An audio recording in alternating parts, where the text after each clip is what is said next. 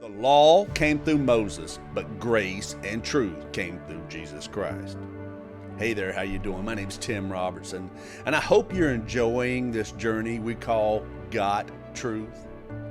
In John chapter 1, it says, "For the law was given through Moses, but grace and truth came through Jesus Christ." So Jesus came to reveal not just the truth, but also the grace of God. The truth is very important. The truth is the truth is the truth, and that is true.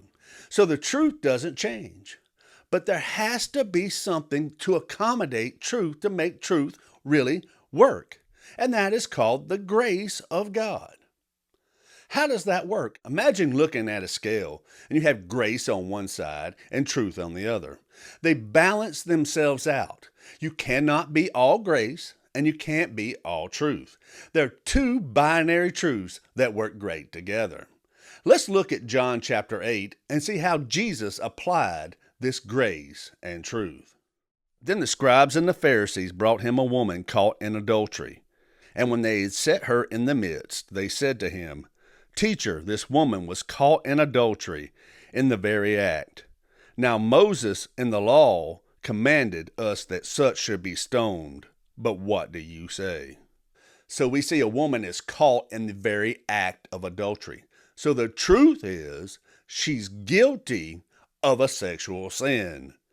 Let's see how Jesus handles it.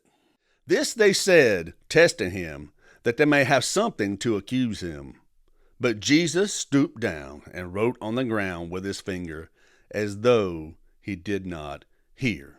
So at first, Jesus looks like he's not paying them any mind. But he stooped down to her level and wrote on the ground.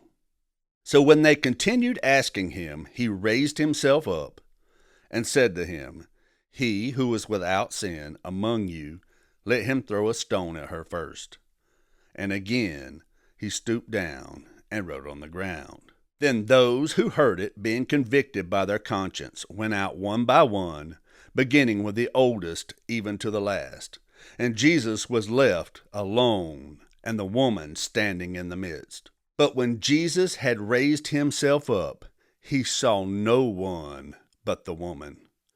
He said to her, "Woman, where are those accusers of yours? And has no one condemned you?" She said, "No one, Lord." And Jesus said to her, "Neither do I condemn you. Go and sin no more." What a beautiful picture of Jesus operating in grace and truth. It said he stooped down. That means he got at her level and recognized her humanity. And then when the accusations came, he raised himself up. And when he got rid of the accusers, he once again stooped himself down. And when he stooped himself down, he pulled her up. And in that moment, they stood alone. And Jesus applied grace to the truth. How did he do that? He says, "I don't condemn you, but yet go and sin no more." So we see that Jesus operated in grace and truth.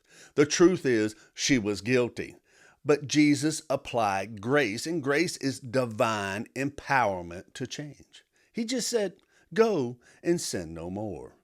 And I think that's where the church is today. We're caught up in what I call the conundrum. Society wants us to be all grace. We cannot be all grace. We cannot affirm and accept all sin. But we can't be all truth too, because truth without love is like a club. Have you ever been Bible belted or hit over the head? The church doesn't have to operate in the conundrum.